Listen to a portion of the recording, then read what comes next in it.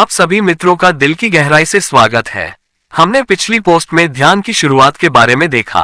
हर रोज 15 minute का ध्यान भी हमारी मानसिक शांति को बढ़ावा देने वाला होगा। और उसकी उपलब्धि के बारे में भी जरा समझ ले।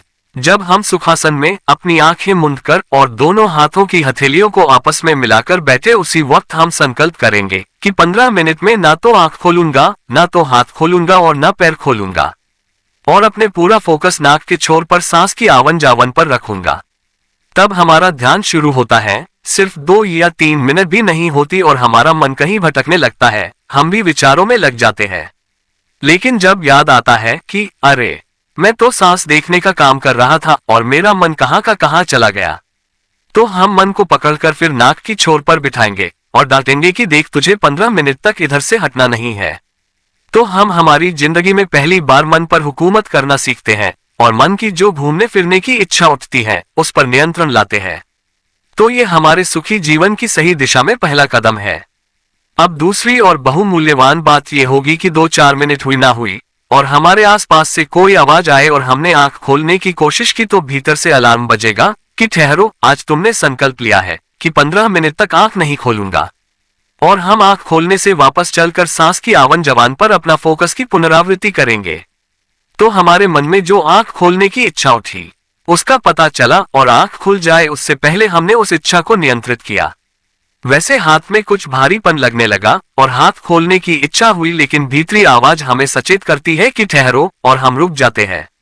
वैसे पैर में कुछ खुजलाहट होने लगी, हमारा हाथ पैर को स्पर्श करने को उतारू होता है और अचानक याद आता है, अरे, अभी कोई भी हालन चलन मना है, थोड़ी देर ठहर जाओ, अभी समय खत्म होगा। और मन के लगाम कसकर पकड़ी तो आज हमने हमारे मन और शरीर द्वारा जो जो प्रतिक्रिया होने वाली थी उस पर रोक लगाए।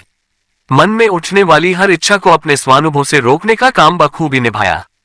तो आज के 15 मिनट के सेशन में हमने आंख ना खोलकर, ना हाथ खोलकर एवं ना पैर खोलकर मन की सत्ता के आगे झुके नहीं, और भले ही अल्प मात्रा में, लेकिन हमने मन पर अंकुश लगाया। इच्छा उठी, अवरोध भी हुआ और उसे झेलने पर भी मन अशांत नहीं हुआ। इसी तरह अगर हमारा अभ्यास नियमित रूप से आगे बढ़ेगा तो हम जीवन में कभी भी अनावश्यक इच्छाओं के अधीन नहीं होंगे और परिणाम स्वरूप इच्छा पूर्ति में आने वाले अवरोध के कारण आने वाले दुख की अनुभूति से व्याकुल नहीं होंगे। अपने सुख और शांति को बरकरार रखते हुए भी अपने आप को बचा लेंगे। अगर इतना सा अभ्यास और सच्ची लगन होती तो कैकेयी के मन में मंत्रा के शब्दों से उठने वाली इच्छा के प्रति के जागृत होती और उसी वक्त निर्धार करती कि मुझे राजमाता होने की आवश्यकता क्या है, मैं तो यूं ही सुखी हूं।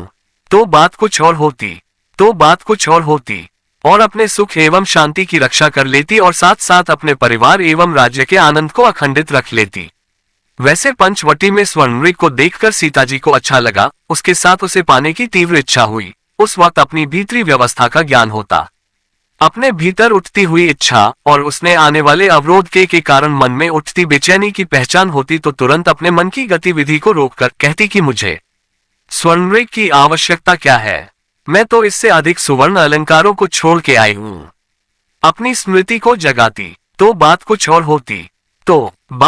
होती और परिणाम स्वरूप अपनी मन के सुख एवं शांति को सलामत रखती, स्वयं तो सुखी होती, साथ साथ श्री राम एवं लक्ष्मण के आनंद को भी अखंडित रख सकती, जीवन की पूर्णता को जी लेती।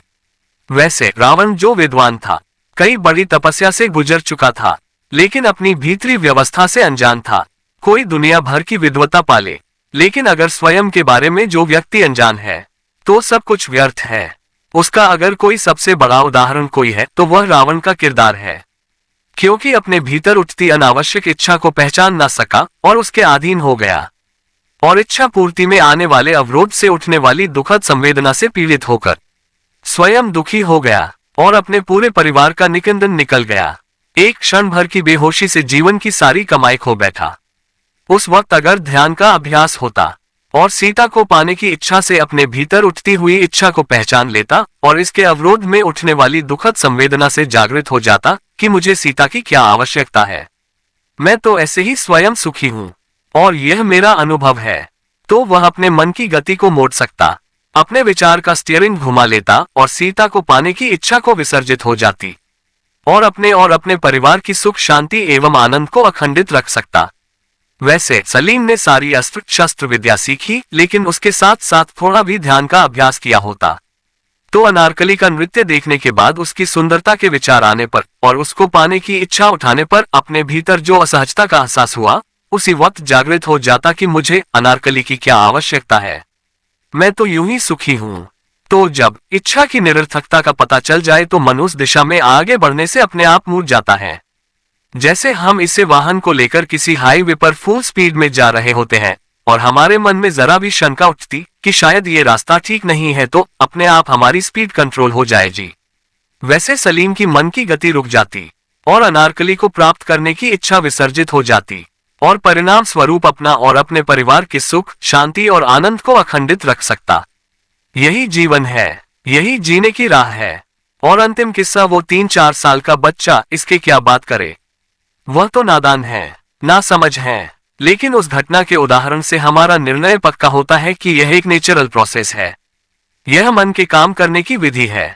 जैसे किसी मोटर कार का सेल्फ देते ही इग्निशन स्टार्ट होकर इंजन चालू हो जाता है और अगर हमने एक्सीलेटर दे दिया तो कार गति पकड़ लेगी ही। और फिर सामने कौन है वह देखा नहीं जाता और टकरा जाती है। वैसे अपने मन को नियंत्रित करने की आवश्यकता क्या है, उसके बारे में हम सही संज्ञान प्राप्त करें। मुझे आशा है कि इतनी सारी घटना के विश्लेषण के बाद हम ध्यान की आवश्यकता को समझ सकते हैं और उसके द्वारा आप जीवन को बेहतर बना सकते हैं।